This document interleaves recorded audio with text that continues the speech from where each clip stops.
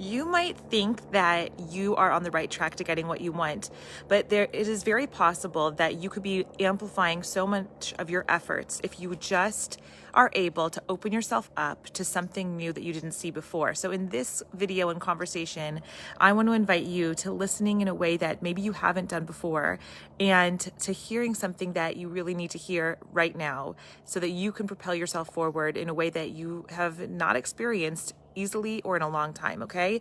And I'm going to do it in the form of 10 do's and don'ts, plus I'm going to give you an ironclad system that will get you moving if you plug into it. So I'll start right away. The 10 do's and don'ts, okay? Number one is don't wait for your emotions to catch up.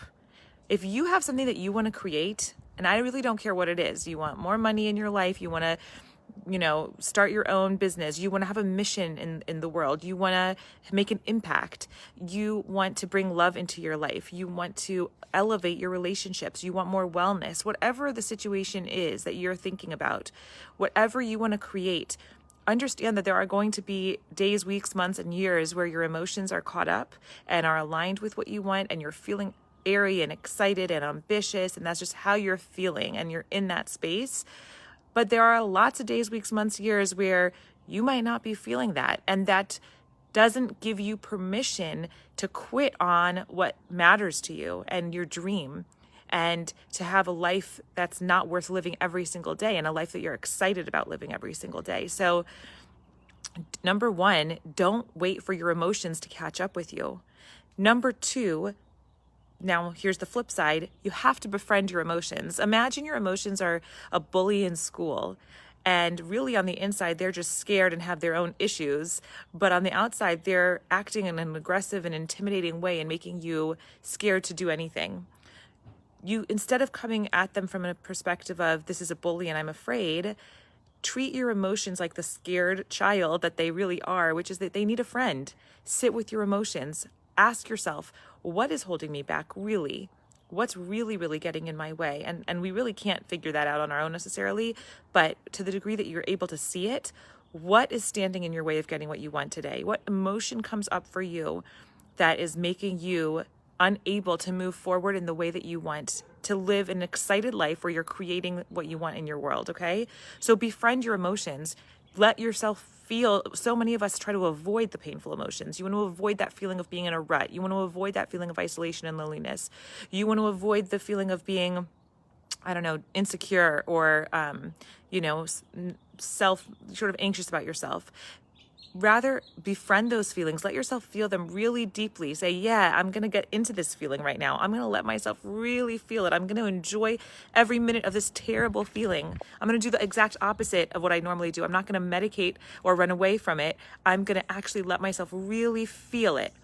And once you befriend those emotions, you'll see that, and put them in their place where you're not letting them control the story. You're not letting them control your decision making. And so that's a big, big piece. And that's why I brought it up first. Number three, don't do it alone. If you are even considering doing something that's really bold and audacious and something new in your life, if you want to create something that you've never created before and you're trying to do it alone, then it's really going to be so much slower. I want you to imagine a routine surgery, like taking your tonsils out, okay? Which, no big deal. That's not a risky surgery. It's not it's not super invasive, and it happens every day. And people come out just fine from it, much more often than not. But if you actually, hey Sophia, if you actually try to do the surgery yourself to take out your own tonsils, even if you're an incredibly masterful surgeon, that's a terrible idea, right? Like, you're not going to be able to do it. And that's the same thing here. Like, if you are trying to create something from yourself, ask yourself to show up in a way that you've never done before so that you can live a life that you're really excited about and create something really new and exciting in your life. Whatever the example is that I mentioned earlier, like a new level of wellness, a new level of love, a new level of fulfillment professionally. Why would you ever consider doing it alone? It doesn't make any sense. And that leads me to number 4, which is do get support. And here's the thing. If you feel like you might not be able to afford the level of support that you need, I would push back on that, because understand that the invaluable intangible experience of leveling up so deeply that your life changes forever, that doesn't have a price tag. And the money that you're spending on your flat screen TV or your Starbucks or your, I don't know, whatever it is, even like the nicer food that we buy for ourselves, even, the mortgage or rent that we pay, like whatever it is, why is that more important than making a huge difference in our lives, that it's become so much more worth living, that we're so excited about showing up in our lives every single day? I just can't really stress it enough. If you have a desire, an inclination to work with somebody or to have somebody in your world because you fully believe that they can help you level up, why not invest? What's really stopping you from investing in yourself? Why not invest in yourself in a way that you would invest in anything that is tangible and concrete? This is something that's going to have exponential reward for you. Okay, number 5. Oh, Sobia says, have a high vibe tribe, people who lift you and support you. And 100%, I think like one of the big pieces is having a community of people, a network, and they don't even have to be cohesive. It could be people that you create, and you create the community for yourself.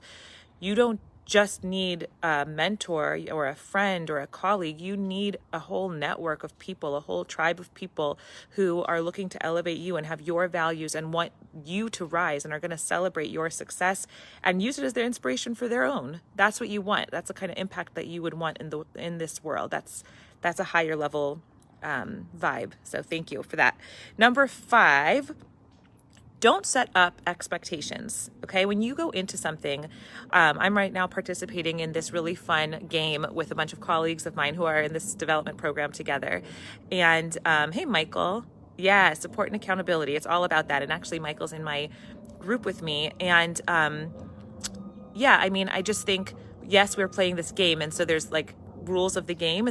So we have created the expectation, but we're calling it a game because we want to treat it like a game. We're not going to we're not looking to have results based on our expectations. It's far, far, far more about the process and fun that we're going to have in trying than it is about the results. And I truly 100% mean that. And I know everybody who I'm playing with is feeling the same. When you set up expectations, you create this crazy amount of pressure, and it creates massive anxiety in your mind, and it's going to hold you back from taking action because you're going to second guess everything that you're doing. Rather, don't have those expectations. Just do what speaks to you, and lean into that process instead of worrying about, am I going to get the results that I want? The results will come.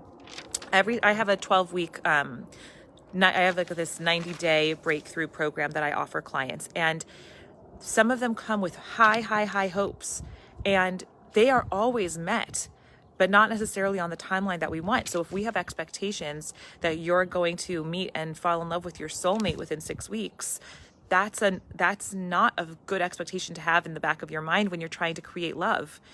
But if you do the actual work it takes to create new love in your life, then when you do meet Mr. Right or Mrs. Right, when it comes down to it, it could be week 16, it could be week 20, but ultimately it's this process of doing what it takes in order to become this person who's able to receive this new love, and having that process and having those tools where you know you're on the right trajectory and that you're getting ready to receive this new love.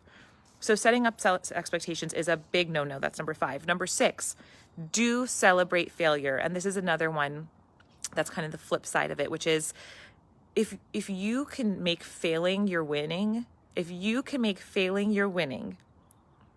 you will have completely reframed everything. So right now, I want you to imagine, what is the worst case scenario in you trying and failing? And I want you to get excited about that worst case scenario. And here's the difference.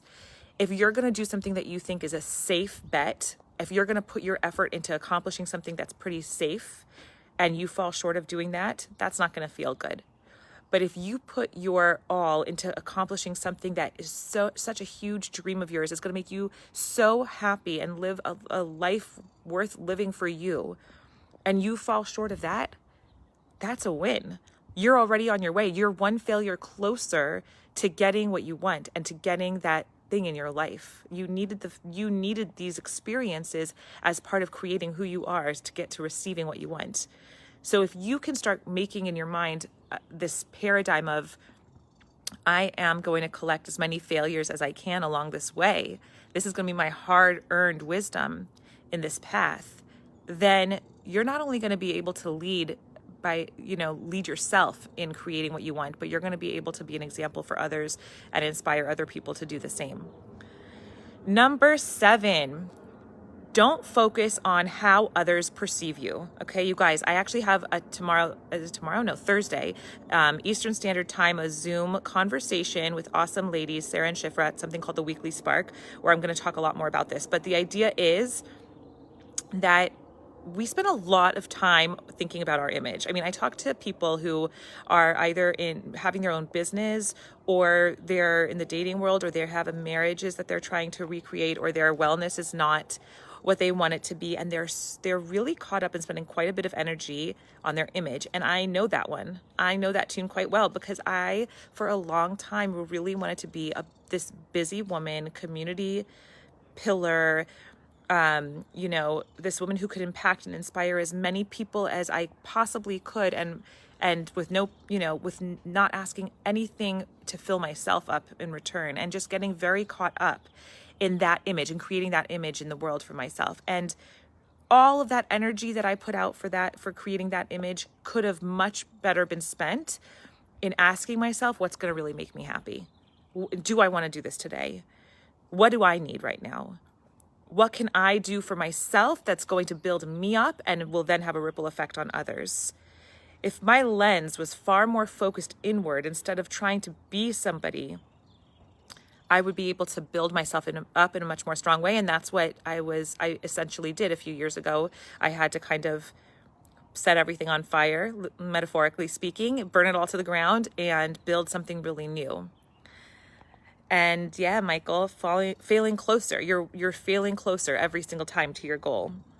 Okay, so number 7 was don't focus on how others perceive you. Number 8, do work on your whole self. When you have to work on creating something new in your life, you cannot just do that one thing to be busy, whether it's making phone calls or making meetings or sending out an email, like whatever you think it is, it's flat, it's one-dimensional. It's not going to really serve and support you in creating what you want. If you really want to create something new in your life, you're going to have to fire on all cylinders and make sure you're hitting every single area in your life. I'm talking psycho-emotional, I'm talking spiritual, I'm talking physical, everything. You have to look around your environment and ask yourself, am I ready to be where? Do I need to put my energy here? Do I need to put my energy into something internal? Is there some? And yes, always yes on that one. What is holding me back now? And then the next day, what's holding me back today? Because there's new things that are going to be popping up over and over and over again, even if they have the same theme. So do work on your whole self when you want to create something new in your life, whatever that new thing is. Number 9, we are starting to close down this list. Don't hide parts of yourself away. Do not hide a part of yourself away. There might be something in yourself that feels shameful or inconvenient. And what I'm saying here is reflect and ask yourself, how can I bring this very same point that I found so inconvenient or so shameful or embarrassing that I don't want to bring up to people and that I think it's not going to make me look good? How can I actually include that in what I'm trying to create right now? And so that leads me to number 10, which is do test your own boundaries. And I don't mean in an unhealthy way. I mean, do test your own boundaries as in whatever that thing is that you're trying to stow away and push under the rug. What if you actually leveraged that and brought that into an experience? And I'll give you a concrete example, because a couple of my colleagues were talking to me the other day, and I mentioned that I have this image in my mind of myself in a very heavy kind of space where there's like, mood lighting and it's dark and there's like music playing that's kind of like, emo style and really deep conversations. And I said that a lot of times, because I'm working with people who are highly ambitious, I don't necessarily bring that into the conversation because I want to focus on the air stuff. I want to focus on the ambition. And they pointed out that they would love to see an experience where I'm offering that's that part of myself as well. Because we don't just want the party, we also want the underground party. We also want to be able to put the lights down low and talk about the deep stuff and talk about the painful stuff. And the truth is, because I'm able to do that for my clients, I'm seeing there's this incredible thing that happens, that when we go deep and we go down low, they are able to take their creative forces and get it flowing out of them so much more easily, that they're going to be able to create what they want in their lives. And hearing my colleagues say that reminded me that I need to do that for myself and the way I'm serving in this world, that it's okay to go down deep into the darker places of ourselves and use it to elevate what we are doing and enrich what we're doing and deepen what we're doing. We don't have to be one thing. It doesn't mean that we're fragmented when we want to bring our whole selves, all the pieces of ourselves on every level into what we're creating in this world. That's exactly what we're supposed to be doing. So that's part one. There you have it, the 10 do's and don'ts of crawl, walk, create, where you get to create whatever you want. And now I'm going to tell you my ironclad system of creating whatever it is that you want in your life. And like I said, that could be love, wellness, finances, impact, mission, whatever it is. And I get to work with awesome people who have high achievements on their audacious list of what they want to do with their lives. So I'm going to tell you these 3 awesome points of here's my system of creating what you want. And like I said, don't try to do tonsil surgery on your own. This is something that if you can do with support, it's going to be far more effective and your results will be far more amplified and accelerated. So number 1, vision. If you have a vision of yourself with something, could be just having a happy relationship. It could be making a massive impact in the world. It could be having wellness for yourself. Whatever that vision is, if it's in you, then it's within you. If it's in you, then it's within you. What that means is if you in your consciousness was able to create this vision, you have the tools, they just need to be unleashed, but you already have the tools that you need to bring them forth, to bring what you want forth. And that's your vision. And that's the importance of your vision. Don't ever dismiss your vision, because that's going to distinguish between having the life that you want and being excited every day with the life that you have, and feeling like you're half asleep and walking through life and it's not really what you want it to be. So number 1, vision. Number 2, and this is something that I've noticed for myself is a huge piece, but I've also been observing a lot of really high performing people, and I've seen this theme with them as well. Tenacity, determination, making yourself so committed to your vision where you're not trying, you're going to get it done. You're not going to let negative feedback, you're going to rebuff negative feedback. You're going to reframe failures. You're going to reframe setbacks. It's like you're swimming a lap and you're just seeing the end of the goal as your vision, and you're just going. And no matter where your journey takes you, if it's a kind of like nothing is linear. So if it takes you to the right or if it takes you to the left or wherever it takes you in life, it doesn't matter, because your eyes are on the prize and you're so tenacious and you're so determined to getting what you want that nothing is going to stop you. And you're committed. You're committed the same way you would feed a child who's in your care. You're 100% committed to your vision. Okay, so number 1 is vision. Number 2 is tenacity. And number 3 is do whatever the work takes you. Wherever this work takes you, do that work. Very often, maybe always, you're going to find that work takes you to places you don't want to be. It asks you of things of yourself that you actually really, it's the farthest thing you want to do. You don't want to do those things. But do the work that is required of you to get the job done, because if you're having that vision, you're supposed to be accomplishing that. That's the vision you're supposed to be having. And that means that the work that comes along with it, that inner work of doing things that are uncomfortable, that's the work you're supposed to be doing. That is the work you were meant to do. That is as if someone customized the most incredible development for you to step into a newer space where let's just take a, stupid idea of having you want to upgrade your house and have like a much more beautiful house, and you want to be a person living in that much more beautiful house. There are going to be things that you're going to have to do to get it done. Sometimes you're not going to want to do it. You have to be willing to do every single step of the way of that work, whether it's buying the paint, even if you're not a good shopper, whether it's hiring the right people, even if you're not good at management, or whether it's figuring out the budget, even if you're not good with numbers. There's every single day, if you're tenacious and you have an incredible vision, there is going to be work that's going to be drawn out of you. And if you try to turn your back on that work and make yourself busy with other things that you're good at and comfortable with, you're getting distracted. We have to do the things that we don't feel like doing. And I'll just be real for a second. I didn't feel like flipping on this video and doing it, but I knew that this was what was needed for me, that to accomplish my goal. I wanted to share inspiration. I wanted to share support with other people. I wanted to lift other people up. I wanted to lift myself up. And I knew that coming on this call was going to do that. So even though I didn't feel like doing it, I was like, you know what? I'm just going to walk my talk and I'm going to do it anyway. And here I am. We have to do the very thing that so oftentimes we don't feel like doing. So that's the system: vision, tenacity, do the work that you don't feel like doing, but the work that's required of you. And you know what that work is because it emerges every single day. And again, you do need fresh eyes on that. You do need disruptive voices. If you're just stuck in your own loop of thinking and anxiety and stories that you're telling yourself, which are really covering up the hidden stuff, you're just making yourself crazy and running circles instead of heading closer to your goal. Anyone who wants to reach out to me has any questions, please comment down below. I love reading whatever you guys write, any questions you have, any insights for yourself, what has worked for you and what hasn't. And I will see you guys another time. Take care. Bye.